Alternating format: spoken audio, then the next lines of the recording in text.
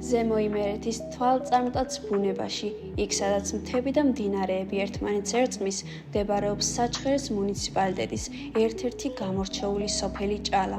ჭალა მხოლოდ ერთი სოფელი არ არის. იგი წარმოადგენს ჭალის თემის ცენტრს, რომელიც აერთიანებს რამდენიმე ისტორიულ სოფელს. ეს თემი მდიდარია კულტურული მემკვიდრეობის ძეგლებით, მათგან გამორჩეულია დარყის მთავარანგელოზის ეკლესია, რომელიც მდებარეობს სოფელ დარყაში. თარიღდება 1906 წლით. იგი უნიკალურია როგორც საჩხერის მუნიციპალიტეტის, ისე მთელი საქართველოს მასშტაბით. ეკლესია შედარებით კარგადაა შემონახული. ირგვლივ მას ოთხკუთხა აივანი შემოუყვება, რომლის გადახურვაც ხის კვადრატულ სვეტებს ეყრდნობა. აივნის მოაჯირი ზოგადად დაზიანებულია. დარბაზი კვადრატული გეგმარების, შეკრული კამარით გადახურული სათავსოა.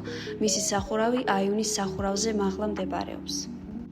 ჭერის ცენტრალურ ნაწილში კვადრატულ საფუძველზე დაყრდნობილია გუმბათის 8 წახნაგა ყელი. წახნაგებში თითო გამოტოვებით თითო სწორკუთხა სარკმელია გაჭრილი. ჩრდილოეთ, სამხრეთ და დასავლეთ კედლებში წყვილ სარკმელს შორის თითო ორკალთიანი კარია განლაგებული. კედლების თარაზულად დაწყობილი ფიცრები კუთხეებში ჯვარედენი ჭდობითაა ერთმანეთთან დაკავშირებული. დარბაზს აღმოსავლეთით ერთსაფეხურიანი მხრებით გამოყოფილი 5 წახნაგა შვერილი საკურთხეველი ეკვრის, რომელიც აგრეთვე შეკრული კამარითაა გადახურული. კამარის ზედა ნაწილი წაკვეთილია სწორკუთხა თარაზული სიბრტყით.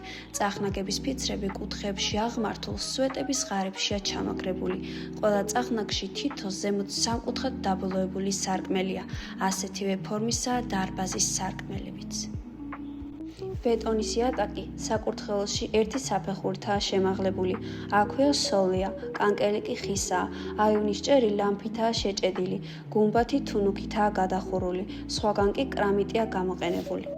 ყორღანული სამარხები საქართველოში ბევრგან არის აღმოჩენილი, მაგრამ იმერეთის ტერიტორიაზე მანამდე არსად იყო ნაპოვნი.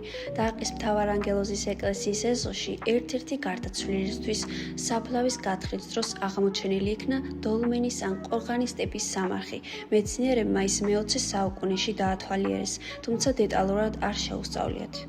რამდენიმე წლის წინ ძეგლის რეაბილიტაცია განხორციელდა ფონდი ქართუს ფინანსური მხარდაჭერითა და კულტურის მემკვიდრეობის დაცვის ეროვნული სააგენტოს მიერ, რის შედეგადაც იგი დღეს იდეალურ მდგომარეობაშია.